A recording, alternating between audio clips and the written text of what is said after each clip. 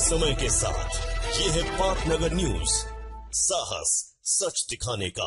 मुख्यमंत्री योगी आदित्यनाथ ने मंथन महाकुंभ एंड बियॉन्ड कार्यक्रम को संबोधित करते हुए कहा, दुनिया ने भारत की क्षमताओं को देखा है और ये भी समझा है कि सनातन धर्म वास्तव में क्या है। उन भ्रांतियों से परे जो पहले फैलाई गई थी, महाकुंभ ने सनातन धर्म की भव्यता, आध्यात्मिक परंपरा की एक झलक प्रस्तुत की।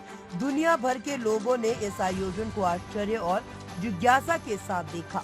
उन्होंने त्रिवेणी संगम में पवित्र स्नान किया, महास्नान का अनुभव लिया और इस दिव्य यात्रा का हिस्सा बने। उत्तर प्रदेश को राष्ट्र और विश्व के समक्ष अपनी वास्तविकता पहचान प्रस्तुत करने का अवसर मिला। मुख्यमंत्री ने कहा कि महाकुंभ न केवल एक धार्मिक आयोजन है, बल्कि ये भारतीय संस्कृति, परंपरा और मूल्यों का वैश्विक मंच भी है। इस आयोजन के माध्यम से भारत ने और अपनी सनातन संस्कृति की विराटता से परिचित करवाया है। उन्होंने कहा कि प्रयागराज में होने वाले महाकुंभ ने विश्व भर के संतों, विचारकों और श्रद्धालुओं को एक साथ जोड़ने का कार्य किया है। ये आयोजन भारतीय सनातन परंपरा की गहराई को दर्शाता है, जो सहिष्णुता, सर्वधर्म समभाव और विश्व कल्याण का संदेश देती है। योगी आदित्यनाथ ने कहा है कि उत्तर प्रदेश सरकार ने महाकुंभ के सफल आयोजन के लिए ऐतिहासिक प्रयास किए हैं। साफ सफाई, सुरक्षा व्यवस्था, आधुनिक बुनियादी ढांचे और डिजिटल सुविधा के माध्यम से सरकार ने इसे भव्य और सुव्यवस्थित बनाया है।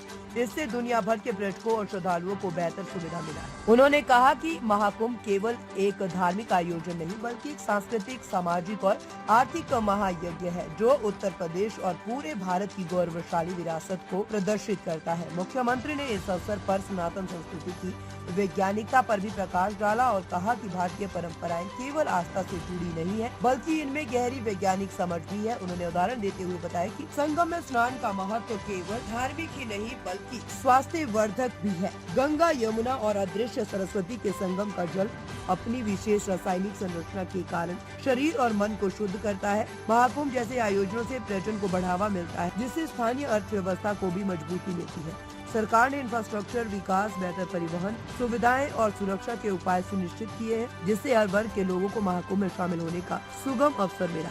अंत में मुख्यमंत्री योगी आदित्यनाथ ने कहा कि भारत की आध्यात्मिक परंपराएं और सनातन संस्कृति न केवल देशवासी बल्कि पूरी दुनिया के लिए प्रेरणा का स्रोत है। महाकुंभ के माध्यम से भारत ने अपनी असली पहचान को पुनः स्थापित किया है और आने वाले समय में ये आयोजन और भी भव्य और प्रभावशाली बनेगा।